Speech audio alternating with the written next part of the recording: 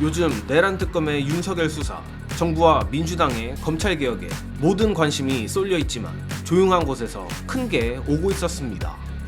다름 아닌 국세청이 체납자와의 전쟁을 준비하며 이른바 강남 대왕고래 프로젝트가 시작된다는 소식입니다.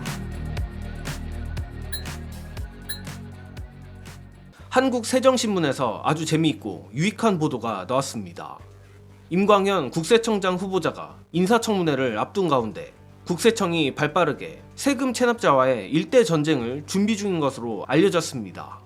국세청은 작년 연말 기준 누계 체납액이 110조 원을 넘어서자 특단의 체납 해소 대책을 마련할 체납 개선 TF 설치를 계획 중으로 고액 상습 체납자와의 지난한 숨바꼭질을 대신해 원천적으로 체납을 관리하고 해소하는 방안을 마련할 계획인 것으로 전해진다고 합니다.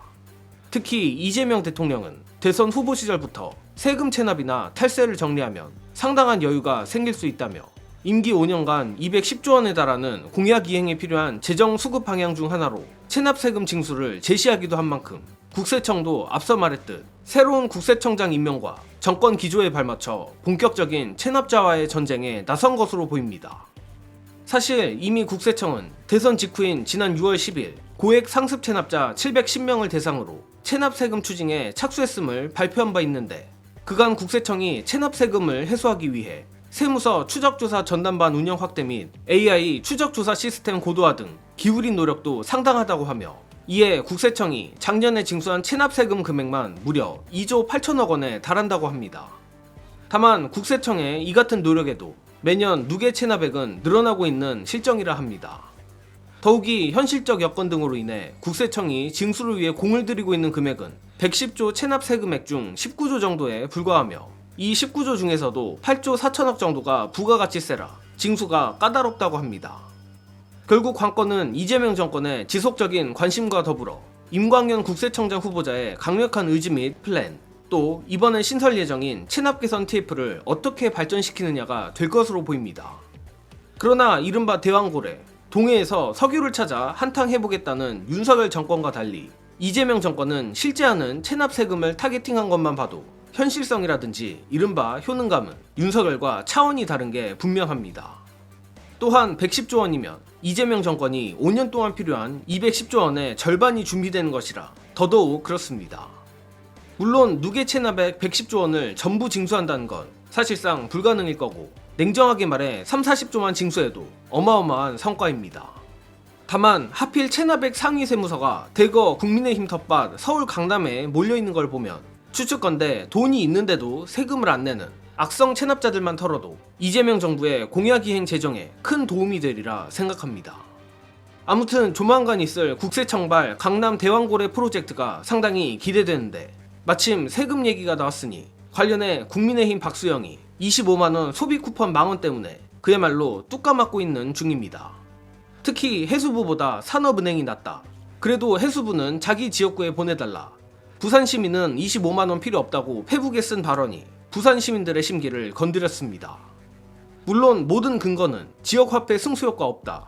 현금 살포는 결국 다 나랏빚이다 같은 클리셰 수준의 논리들입니다.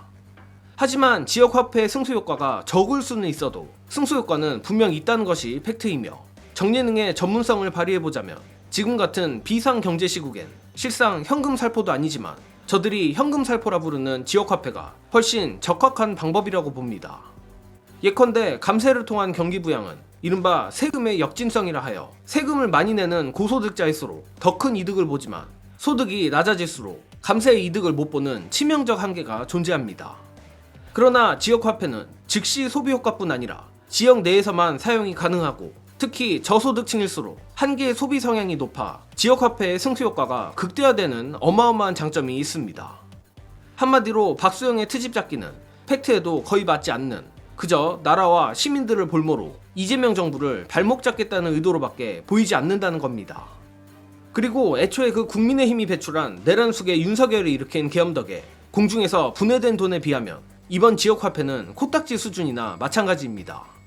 그야말로 자기 얼굴에 자기가 침 뱉는 꼴이라 보는데 끝으로 떠오르는 빌런 박수영에 대한 신인규 변호사의 논평을 끝으로 이번 소식은 여기서 마칩니다.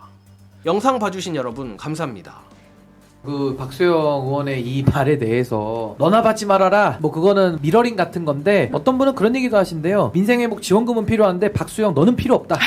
이게 사실은 해운대구의 의원 한 명이 뭐 갑자기 이재명 대통령 뭐 재판 문제를 또 언급을 한다든지 그러니까 전혀 이게 얘기거리가 안 되는 걸 가지고서 본인들이 고집을 부리다 보니까 피해는 부산 시민들이 다 보고요. 그러니까 이번에 그 해수부 이전과 관련해서 이번에 민생회복 지원금까지도 저런 식으로 박수영 의원의 발언이 나오다 보니까 뭐 부산 시민들은 당연히 분노 폭발을 할 수밖에 없지 않는가. 그래서 내년에 이제 지방선거가 있으니까요. 지방선거 때 이런 이슈들은 차곡차곡 쌓여가지고 아마 폭발이 될 것 같고요. 또 박수영 의원은 과거에도 한독수 대행체제에서 법을 지키지 말아달라는 국내 최초 단식을 했어요. 우리가 살다가 법을 지켜달라는 단식 요구는 봤어도 법을 지키지 말아달라는 단식은 처음 보거든요. 그러니까 참 박수영 의원은 좀 새로운 그런 주장들을 지금 많이 하고 있다.